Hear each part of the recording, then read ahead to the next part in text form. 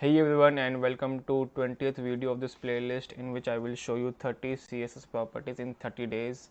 And in this video I will be discussing about the property called box shadow. So without wasting any more time, let's get started. So as you can, before starting this video, hit the like button, and if you are new, subscribe to Techie Web Dev and press all notifications so you will never miss any future videos.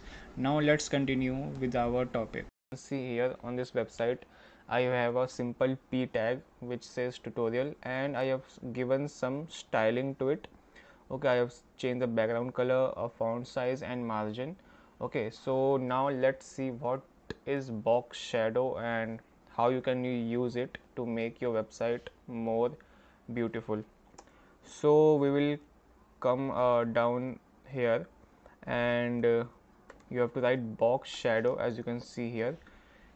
Now what is box shadow? If you have seen my box tutorial, the border, sorry, not box, the border one, uh, you have to first write some pixels. Okay, so this first one is for x-axis, then you have to write for y-axis, and then you have to write a color.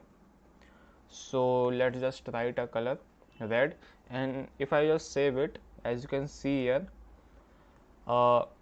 the this one is this is for x-axis, which is 10 pixel, and this is for y-axis, which is also 10 pixels. So if I just increase the y-axis here to 100 pixel, you can see now the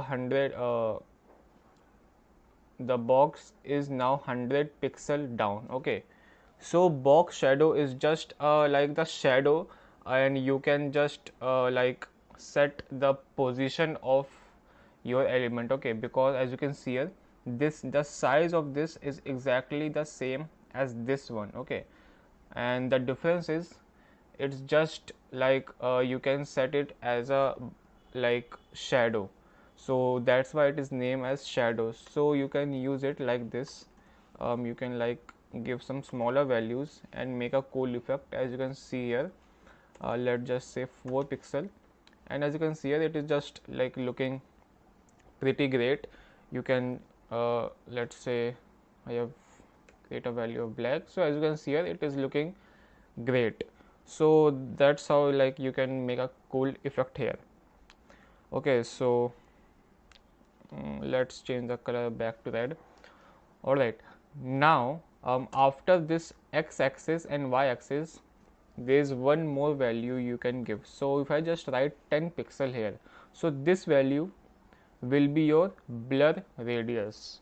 Okay, so if I just save it, you can see the like if I just remove it first, you can see the border is very sharp. But if I'll just add 10 pixel and save it, you can see the blur radius is working on it, and it just spreads like 10 pixel. Okay, it just blurs it 10 pixel. Okay, and if I just increase from 10 to 100, you can see it just like blur till 100 pixel.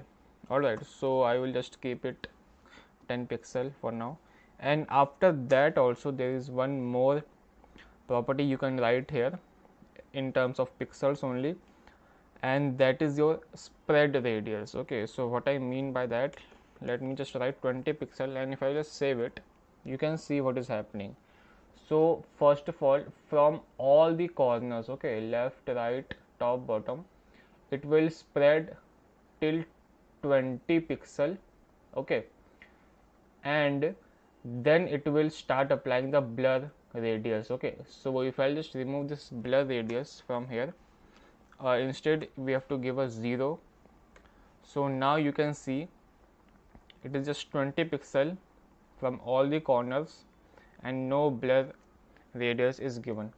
So that's how you can change the styling of this. Okay, in order what you want, I will just write 0 here. Alright, now one more property is there, which is called inset. Okay, because all these properties are outside the border. So if I'll just write inset here, okay, in the beginning, and save it, you can see Now all the properties are applying inside, okay, inside the box, inside your element.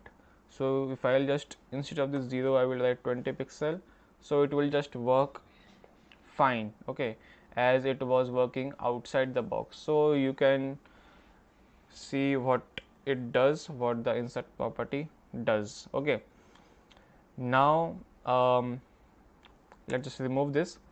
And before ending this video, one more thing. If you want this 4 pixel, like this is x axis and y axis, so if you'll just add a minus here, you can see this x axis shifted towards left, okay. And if I'll just put minus over here also, you can see the y axis is now on the top, okay. So in this way you can change the direction of your box shadow also.